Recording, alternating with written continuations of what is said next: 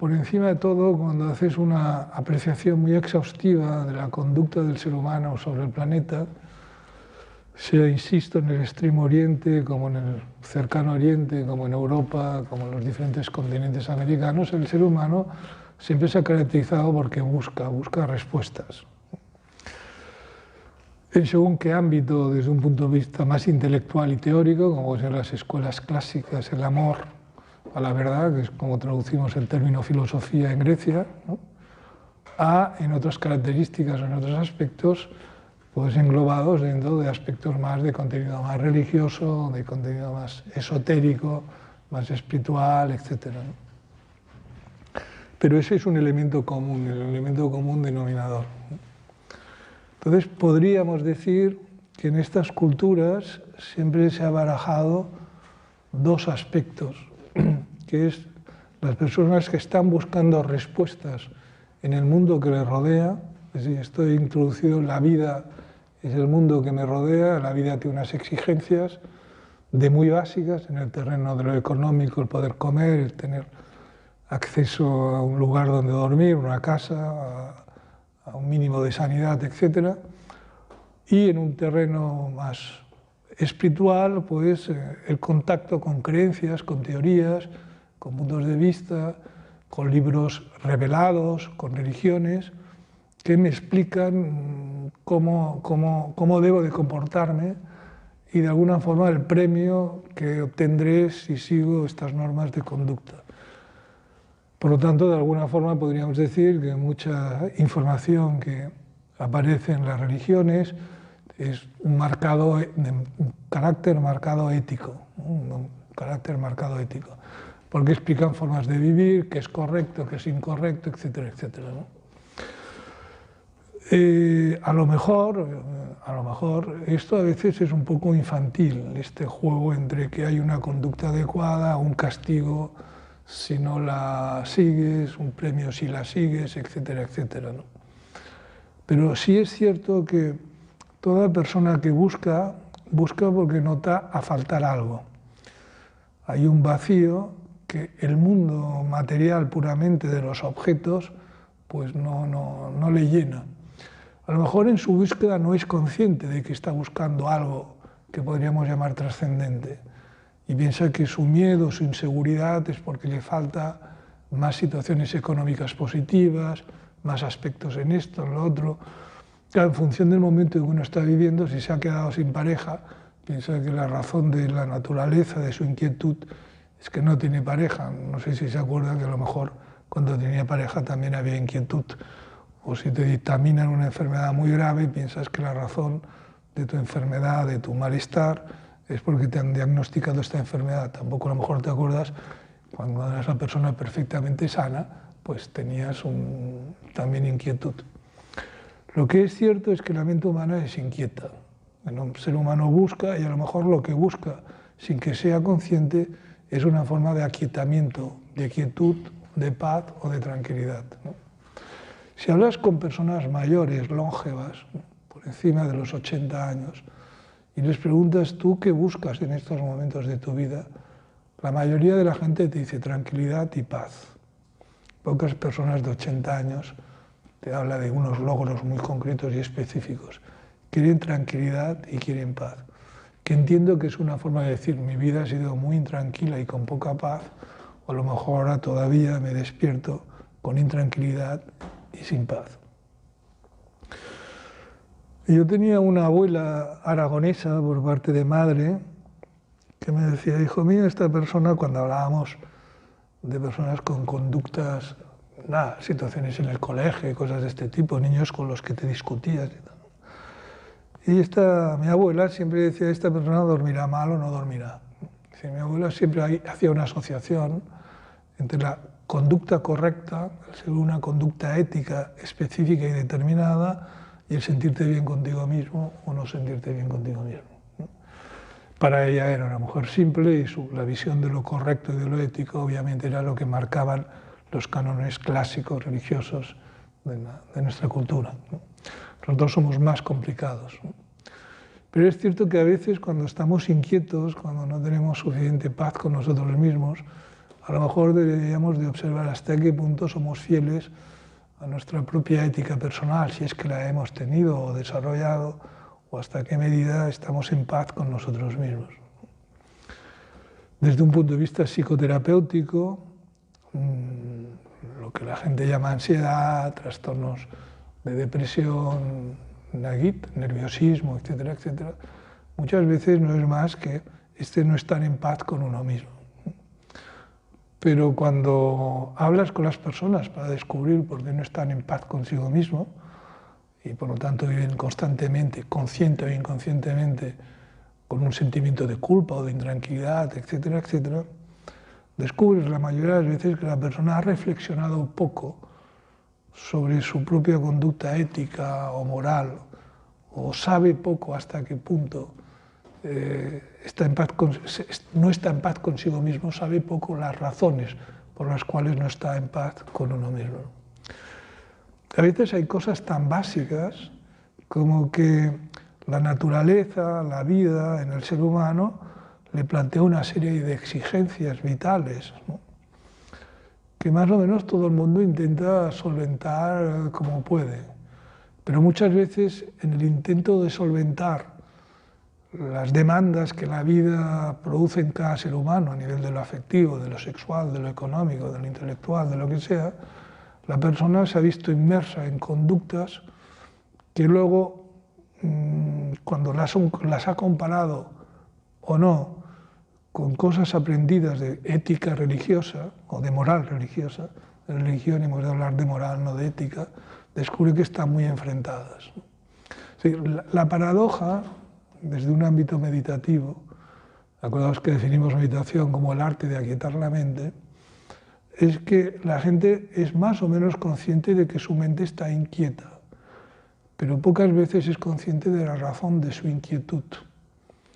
Pocas veces somos conscientes que a veces nuestra inquietud nace porque hay un enfrentamiento entre cosas aprendidas, reglas, modos y conductas que estoy desarrollando.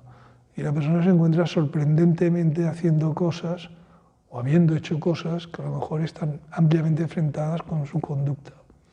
Esta maniobra, entonces, en vez de ser reflexionada, entendida o profundizada, es sobre todo vivida estas conductas con sentimiento culposo y por lo tanto con inquietud. Por lo tanto, decimos que la práctica de la meditación esencialmente tendría una base que sería la capacidad de empezar a entrar en contacto con uno mismo sin miedo y sin rubor. Hay que saber mirarnos a nosotros mismos en el espejo, entendiendo que por mucho que intentes limpiar la mancha que llevas en la frente en el espejo, no se va a borrar. La mancha que tienes en la frente solamente la puedes limpiar si estás en contacto con tu propia piel y no con el reflejo de la misma. Y el otro aspecto que cuesta mucho de verdad que la gente entienda es que si uno no aprende a mirarse con amor, con pasión o con compasión, lo único que haces no es mirar, es una crítica. Mirarse a uno mismo no es empezar a abrirse a una retahíla de conductas repoblables o errores que has tenido a lo largo de la vida. Eso es una actitud crítica, eso no es una observación de uno mismo. Aquí hay alguna persona que habéis estado o estáis en el mundo de la pedagogía y que sabéis que a ningún niño, a ningún adolescente vas a conseguir sacarlo adelante criticándole, diciéndole que es un vago, que no estudia, sino que sabes que la estrategia es todo lo contrario, que tienes que fomentar los aspectos positivos, las características positivas de esta criatura. Es paradójico ver cómo personas intelectualmente formadas, adultas, maduras, que a lo mejor son hasta abuelos o abuelas, ¿no?, siguen mirándose a sí mismo o entendiendo que el mirarse a uno mismo, a lo busca sus propias inquietudes, es más una actitud crítica que otra cosa. Cuando existe una actitud crítica hacia uno mismo, no es una mirada hacia uno mismo, es una crítica hacia uno mismo. Y, como en el caso de la docencia pedagógica en un niño, difícilmente una mirada crítica a ti mismo te pueda llevar a ningún lugar. Partimos de la base de que somos seres humanos y todos somos suficientemente adultos para saber hasta qué punto los seres humanos somos capaces de hacer cosas maravillosas y cosas tremendas. Este verano he estado en Croacia y por lo tanto he estado en contacto directo con las secuelas de hace 12 años, 15, de la guerra serbo-croata, bosnia con Croacia. Por lo tanto todavía está vigente en los balas de las casas, en los cementerios, en los museos de la guerra, ¿no? La vigencia de la guerra, ¿no? Luego tuve la posibilidad de estar muy cerca de Venecia y contrastar la belleza del arte, todavía en la memoria de Florencia, el Palacio de los Uffizi, comparado con las barbaries, ¿no? El ser humano somos esto, y nosotros somos seres humanos, que nosotros somos todo esto, ¿no? Por lo tanto, la práctica de la meditación a la búsqueda del primer paso, que es el aquietamiento mental, es un ponerse en contacto con uno mismo, sabiendo que tienes que aprender a mirarte con amor, que mirarse con rabia no sirve para nada. Y no mirarse, ocultar, negarlo todo, no querer reconocer la inquietud, la ansiedad, todo el miedo, es una forma que tampoco te va a llevar a ningún sitio concreto. Ahora bien, todos estos seres humanos que hemos dicho que desde el principio de la humanidad han estado buscando, aparte de buscar fuera, de buscar la tranquilidad, pudiendo vivir en palacios o en vergeles o en oasis, ha habido gente también que ha empezado a hacer este gesto que decíamos de mirarse hacia uno mismo. Mirarse hacia uno mismo es un acto bastante imposible. Os diré por qué. Lo que nosotros desde el ámbito meditatorio de la meditación llamamos uno mismo, o mente de Buda, o vacuidad, recibe miles de nombres, el Atman, etcétera, etcétera, es lo que yo soy más allá de mi propia mente. Lo que yo soy más allá de mi propia mente. Eso es el uno mismo. En la práctica meditativa, y esta es la esencia y la base de la práctica, no de la teoría, es entender que tú tienes mente, pero que tú no eres tu mente. Que planteado de otra forma sería, tú tienes pensamientos, pero tú no eres tus pensamientos. Una persona que no practica meditación, detrás de las conductas que tiene, de lo que piensa, sufre porque se identifica y está convencido que es lo que uno piensa.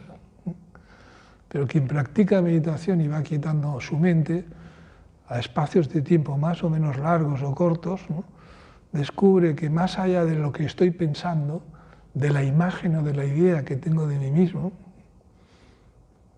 yo soy, sin nombre, sin apellido, sin sexo, etcétera, etcétera. Soy presente, bueno, también esto recibe muchos nombres, ¿no? Por lo tanto, que decimos, mirar a uno mismo es imposible si el que observa a uno mismo lo observa desde el ámbito de la mente. Porque ¿a qué estamos llamando mente? Al flujo constante de pensamientos, al movimiento constante de pensamientos. Ahora cuando empecemos la práctica intentaremos aquietar la mente, ¿no? Y descubrimos que el hecho mismo de decirme a mí mismo quiero aquietar la mente convierte en un pensamiento el hecho de aquietar la mente. Parece un juego extraño de palabras, ¿no?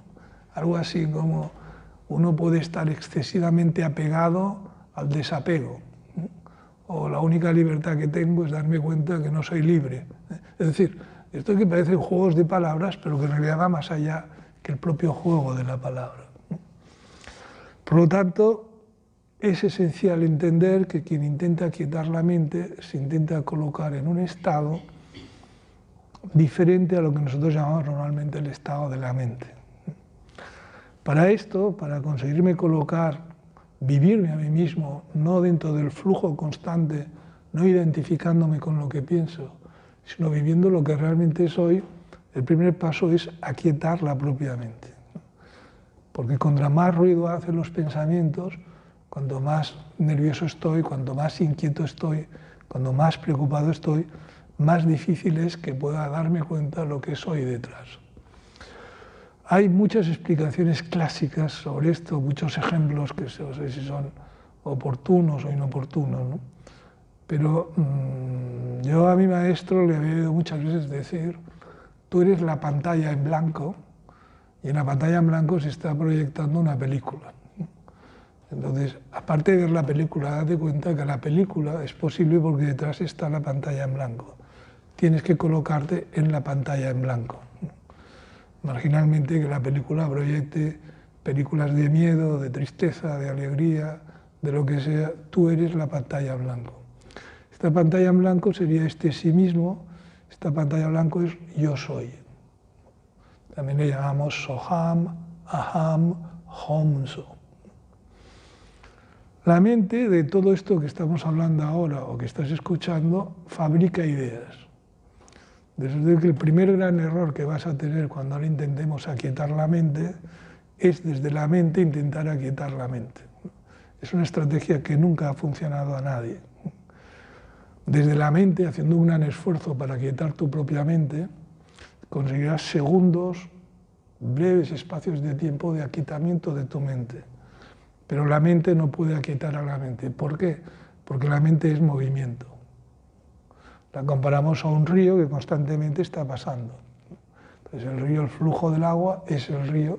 Llamo río al flujo constante de agua que pasa.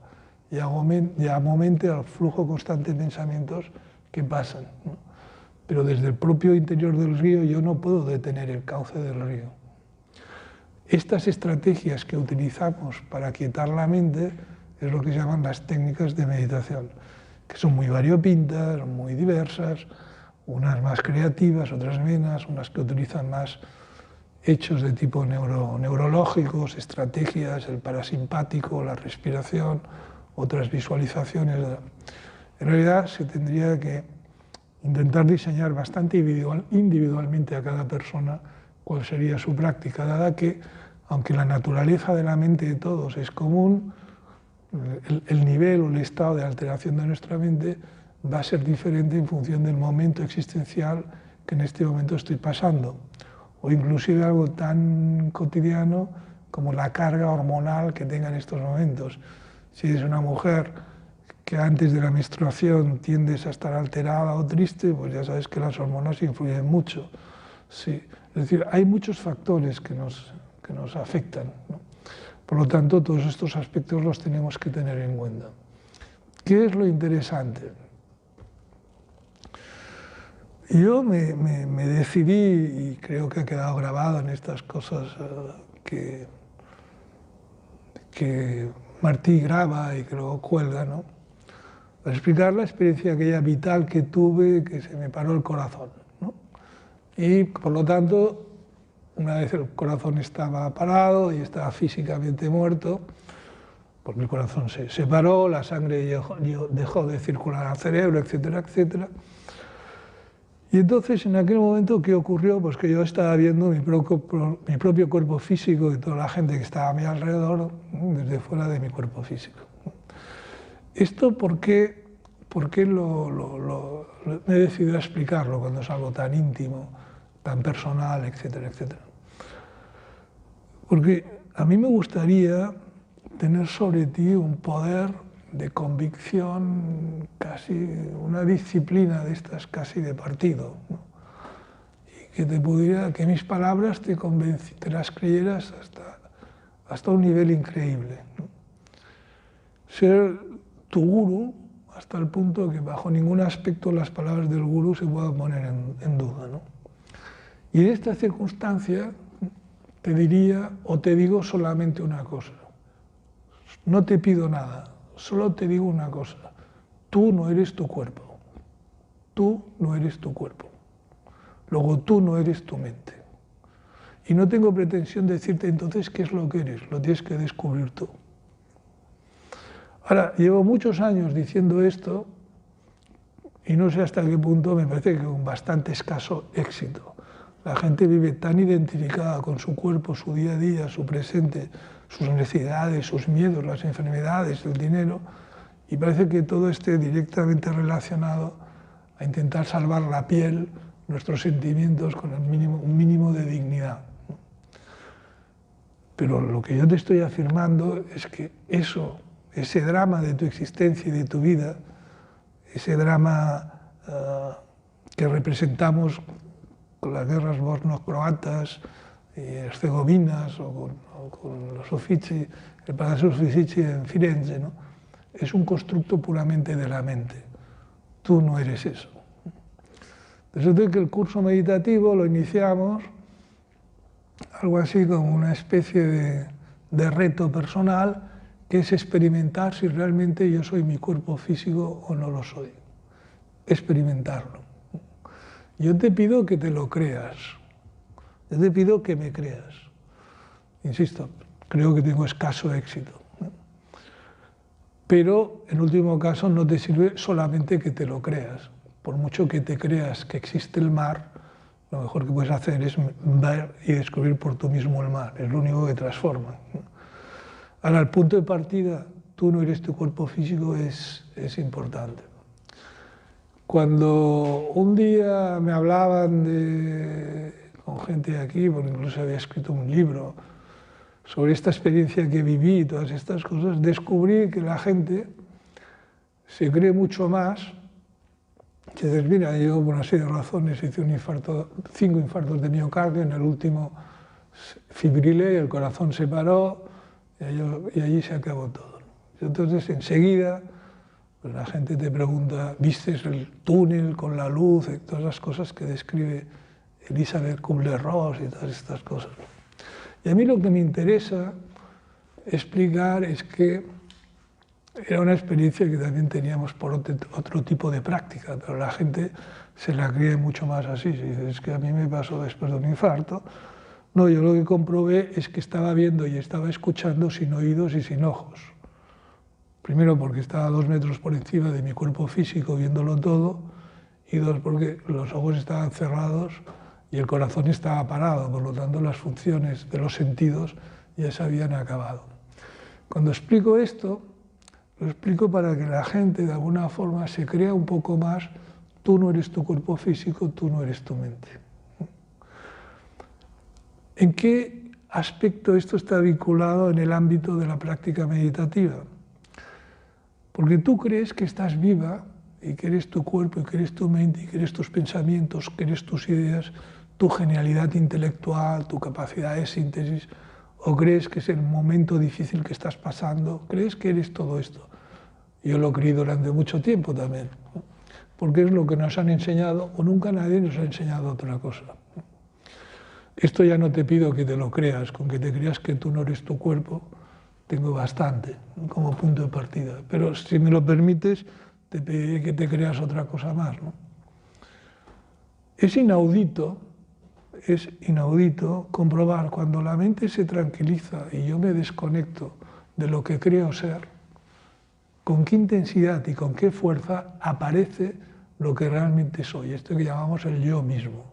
Es increíble. ¿Entiendes la experiencia de los místicos, la experiencia del Samadhi, las experiencias que mucha gente había relatado?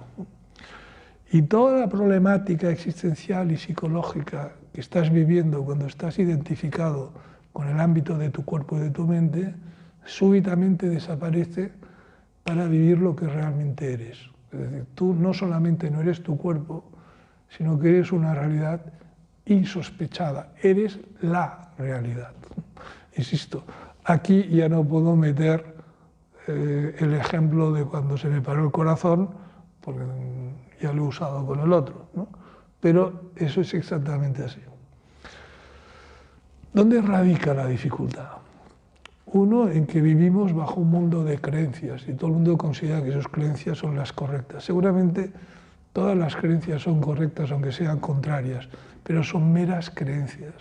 Una idea es una idea, un pensamiento es un pensamiento, un concepto es un concepto, de bondad, de maldad, de fealdad. Lo que para ti es maravilloso, para el de al lado no lo es, y tú no tienes la propiedad del conocimiento absoluto para que tus puntos de vista sean los correctos. No los tiene, como tampoco los tiene el otro, porque es un mero punto de vista. Hemos de irnos a un lugar de nosotros mismos donde los puntos de vista, el material intelectual, los conceptos, las ideas, ¿no? Dejen de presionarnos con la fuerza para descubrir si hay algo más. Hay algo más. Ese se llama el camino de la meditación, ¿no? Esta sería la pequeña... Aquietar la mente, el primer paso es observa, aquí vamos a utilizar mucho la etimología, ¿no? Un poco de semántica también.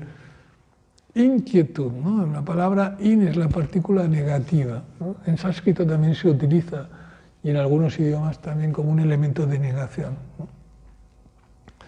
Una persona sin quietud es inquietud, no quietud, ¿no?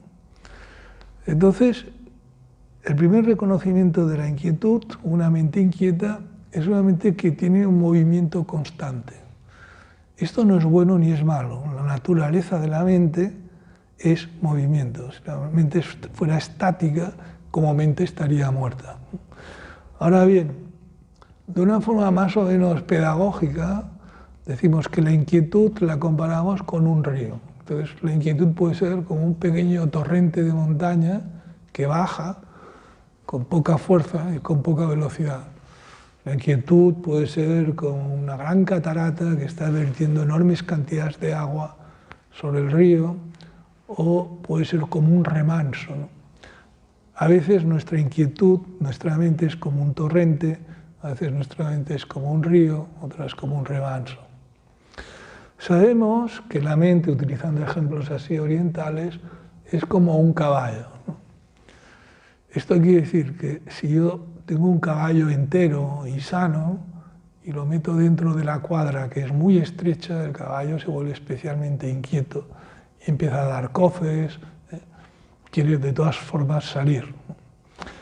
Si decido sacar al caballo de la cuadra, lo cojo por la brida, pero con la mano muy cerca, muy corta la brida, a la que salga de la cuadra, el movimiento de la cabeza del caballo es mucho más fuerte que mi brazo y el caballo se me escapará, porque lo tengo cogido de demasiado cerca. Si tengo 3 o 4 metros de brida, porque pienso, bueno, pues voy a dejarle que el caballo tenga mucho espacio, cogerá carrerilla y pasa exactamente lo mismo, perderé al caballo. Luego diríamos, hay como una longitud correcta para coger al caballo por la brida, que todo el mundo que trata con caballos la conoce, que es la forma de llevar el caballo más o menos de la mano. Si mi mente inquieta en función de como un torrente, como un río, o la intento encajonar dentro de la cuadra, la mente saldrá con mucha más intensidad. Si la quiero coger muy de cerca, es decir, si quiero aquietarla de golpe y totalmente, se me escapará. Si no tengo ninguna aptitud mínima de intentar aquietar la mente desde mucha brida, también se me escapará. Es decir, ¿entendéis qué significa de saber empezado a adoptar una aptitud inversa en relación hacia ti mismo, hacia ti misma, ¿no? Que puedas llevar tu mente a un punto concreto? El primer paso de la longitud de la brida es que la aceptación de la mente es inquieta, mi mente está inquieta. O sea, y a esta imagen, si quieres llegar a la longitud correcta de la brida, le tienes que oponer no el pensamiento de tengo que aquietarla, tengo que encontrar la mesura adecuada, la medida adecuada para llevarla. Tienes que ser tremendamente tolerante, como lo serías con un potro, con un caballo entero, que no tienes poder sobre él. La tolerancia, ¿en qué consiste? Mira, se trata de empezar a darse cuenta simplemente de que la mente está inquieta y no hacer nada para aquietarla. Simplemente darte cuenta que la mente está inquieta. Ahora yo os haré la introducción a la práctica. Hablaremos de los puntos de respiración, te diré el punto 3 dedos por debajo del ombligo. Todo esto son estrategias para que la mente se vaya aquietando. Pero este aquietamiento lo obtendrás sobre todo en función en que realmente te dejes en paz un rato. No quieras hacerlo. Tienes otra vez que acordarte que yo soy el gurú y tienes que creerte lo que te digo. Y tú no eres la mente y tú no eres tu cuerpo. Y que solamente tú puedes, por tu propia experiencia, descubrir qué es lo que eres. Confía que ese ser interior, ese yo mismo, esta mente de Buda, esa plenitud que ha existido siempre dentro tuyo, confía en que existe. No quieras hacer nada para que aparezca. No puedes hacer nada para que salga la luna. Te guste o no te guste, la luna saldrá y se irá. Te guste o no te guste, lloverá o dejará de llover si tiene que llover. No puedes hacer nada para manifestar lo que ya eres. Simplemente deja que ocurra. Intenta no hacer. No hagas nada. No hagas nada. Atrévete a no hacer nada. Surrender. Ríndete. Ríndete, no hagas nada. La solución no está aquí en más cursos, más libros, más intelecto. La solución está aquí. Ya está aquí. Ja està. Acuérdate, no eres tu cuerpo, no eres tu mente. No et capfiquis ara pels pensaments, per si tens neguit, per si estàs ansiosa. La pitjor forma de deixar estar ansiosa és neguitejar-se perquè estàs ansiosa. Accepta que estàs ansiosa i veuràs que et tranquil·litzes immediatament. La gent perquè practica meditació, perquè practica ioga, perquè es medica per lo que sigui, perquè fa psicoteràpia, pensa que ja no té que tindre ansietat, ni inquietud, ni canvis d'estat anímic. Però si som un ésser humà, si els animals tenen canvis de caràcter, com no els tindrem nosaltres? Només et dic que tu no ets això solament. Tu no ets solament això. Tu no ets la teva ment, tu tens pensaments, no ets els pensaments. És igual el que estiguis pensant.